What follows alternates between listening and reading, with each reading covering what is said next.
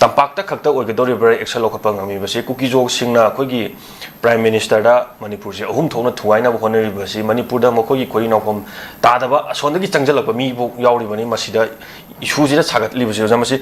ꯀꯃꯥꯏꯅ ꯌꯦꯡꯕꯤꯅꯤꯡꯉꯤ ꯏꯁꯨꯁꯤ ꯃꯇꯥꯡꯗ ꯂꯩꯉꯥꯛꯁꯤꯅ ꯀꯔꯤꯝꯇ ꯑꯦꯛꯁꯟ ꯂꯧꯈꯠꯄ ꯉꯝꯃꯔꯣꯏꯗ꯭ꯔꯥ ꯀꯔꯤ ꯃꯔꯝꯒꯤꯅꯣ ꯁꯤꯒꯨꯝꯕ ꯆꯦꯔꯣꯟ ꯊꯥꯔꯤꯕ ꯀꯔꯤ ꯃꯔꯝꯒꯤꯅꯣ ꯁꯤꯒꯨꯝꯕꯗ ꯉꯁꯤ ꯄꯦꯄꯔꯁꯤꯡꯗ ꯍꯦꯗꯂꯥꯏꯟꯁ ꯑꯣꯏꯅ ꯌꯥꯎꯍꯜꯂꯛꯏꯕꯁꯤ ꯍꯥꯏꯕꯅ ꯃꯈꯣꯏꯒꯤ ꯀꯌꯥꯃꯛ ꯌꯥꯝꯅ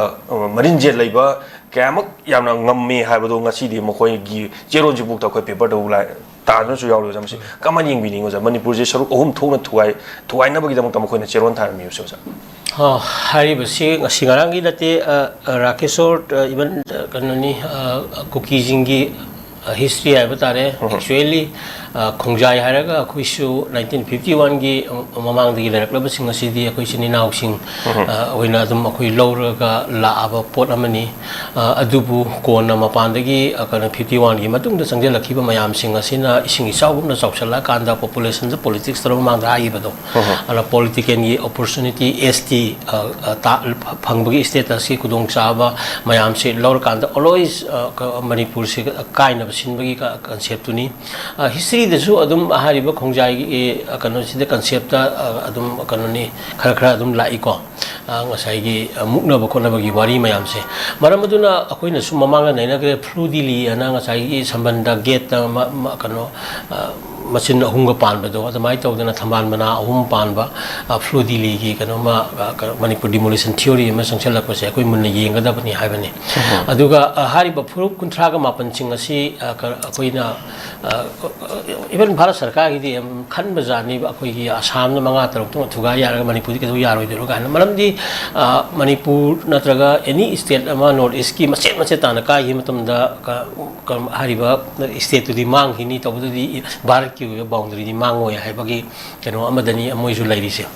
aduga hariba tanja sing sida akoina divide and rule policy haina british ki matam dagi even naga natraga kuki gi minga ji hana lerak ta british ki matam dagi pigra matung da divide rule policy toroga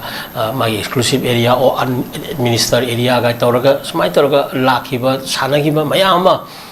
khoi lakhiya potu indiana since 1950 ki matam dagi adum hauji adum chatharakpagi pot adudani khoi nangasi khoi gi proxy war gi concept ko thoi base aduna kuki itself se 1960 dagi memorandum piraga amoi gi ba demand id kanoni aduna history of memorandum haibasini khoi gi ojeri ba furu kuntra nipan mapan gi oiba asenga puari asina lising kaya liraba magi written constitution 1947 da bok leiraba early constitution 11th century da leiraba state formation po 33 di haura koi 18 gi century da koi papung phana loijaraga lakhiba posak sing gi phajaba mayam sing ase masiri gi contribution ni koi world nga se sports ki lamda culture gi lamda aduga toan ba koi gi dance and music ki lamda koi na contribute tawri se koi gi sangaba itihas ki heritage mayam gi pham mona tawrapani hari mayam sing ase da kana jealousy su leramba yai ko aduga amuksu hari ba posak sing ase fully kanoni koi indianization gi part indianization tawba kai su de magi lejaba lebenda tawdi hana lejaram ni ba posak gi originality du kai na thamgoda bani ha base malem gi sana kanglon ni maram aduna akoi hojikti hai base conscious hoigada bani aduna akoi gi hai fludili gi concept ta akoi gi agar central haida impan city state haigadra then northern state traga kanuma southern state kaina samaina ga thugai ba yabagi kanu concept ka si leiba yabra sini no manipur di masi sana ba yaro ya bedu akoina basu khangna hona bagi tanja ma soi koi lei haibani koi leijari ba cso go civil society organizations and koi public miyang gi ba ngasai intellectuals and the academicians mayam singa si koi hona da benati hona ri ne khalli tawbuda di hari ba singa sina sangjal leiba step sing rakesor no ji putori point sing ase it should be taken very seriously ko aduga dealt accordingly masi kanoni potha ba tawdana kanu tawda ba khoi half hearted oiba yam half hearted oiba kai concept amada hausu loina leinari bra magi oiba kano da asabida yenga kan dam leina ba man bagi kano kan da akoi hingi ba se masi tahu matam na no one is safe now in manipur kala ta safe oidra bani ko ngarang han highway da torga hostage taking ga tawri ko le mi am sina praman oi bani even ai side the center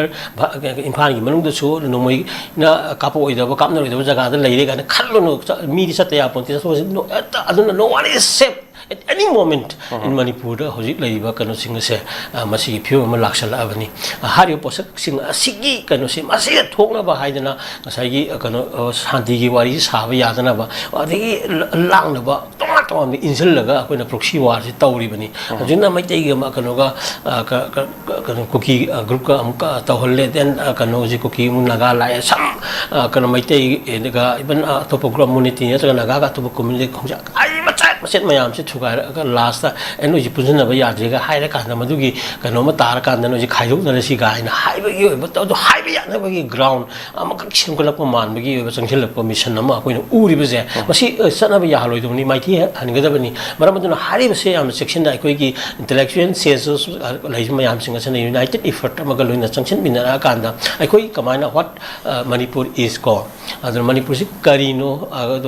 India gi ma khala sembi gi state amara natraga ma je han lai jaram ba sahi lisang kaya ni tho humdra tar ina palaga lakhe bani tam hiram tam lak mayam do ban instrument exercise su lai re then destination mi gi wari lai re ma ko gi validity nan validity ma ama yenga kan da Manipur state constitution 1 lakh ra matung 1949 gi merger agreement tor kan da state ani gi marka treaty tor ga sangi posak ama gi wari ba adura pre merger state sama daga ai ko gi kano laibam thok tabara in akoi Manipur se kaina basila ga digan hari mayam singa sida karamba dan Manipur gum dadi bharat ki article 3 ga hari process na ba yab na te ga je khangal lagu matam ni aduna akoi collectively demand under the constitution India gi manung da leading manung da India gi constitution ni ba right ki manung da akoi da kai da Manipur ama hana thamna ba gi demand ama akan ba akoi tawba sangi adu itarga di hari ba thugai na ba sili ba singa sem sana maya kumba ta bani maram da constitution guarantee or parliamentary guarantee to safeguard the age old historically evolved and pre-existed the territorial boundary of Manipur. High Sida Manipur Political Party could Manipur CSO could Manipur Miang could Manipur government itself na Masigi Akanba Dimanama Mapan Thon Mamsangi, not only Lankan la Kola terrorism, Ekmala Kola Lakanda, Namdaraga Fudaraga, Tamagi Mogam lady. A Kogi voice the collectively I couldn't carry Tagi constitution the Karitali Hibuduni. A Karim Sing palm the Hawaii palm the Sini palm the Ishing palm the Aquina palm say, if I put a Tambir, but Kaido Manipuri territory, Kaido Manipuri territory to Gavia, Article 3 to Gavia, I can 3 do Manipur, the Manipuri Marza or Sanki Magi, but Tomamba is there a leaky Canada Laki, Vanina Madu Karimu Manipur Kaibi from Lagadi Marza, Egimi to Sanabia, Tomato, Manington, Nigibata, Niga, Hibiki, concept hope, Kopanga Makana Madu, like Talaba, Honda Matamda, Bharaki, Article 3 Constitution, Article 3 Manipur, Sanaro. Hibana Singba, Sana Biganu, even somewhere or Article 371 Gishi Kari Ladana. So I see the amendment or Akanda, constitution guarantee or parliamentary guarantee of Manipuri territory integrity, the P demands a money collectively Manipuri, fruit Mayangi, indigenous population Mayangi, or Dimanama, Segno, Car, Pogo Matamni, Aduna, Hoi, Adam Tony Modi, Bapandila, Koino Kumtada, Mayamana, leader, where a Torobani Manipur Sugana, seen by she. Masana tali demand torkani hina torkani tawudadi karam thingda ke haibu di mission miyam da pahang da hang chu kana roi ko koi miyam ge leader ne na lady ba lusing masing intellectuals academicians as well as CSOs and the government itself ko should take the collective responsibility to safeguard the as all territorial boundary of Manipur of all the 39 indigenous communities.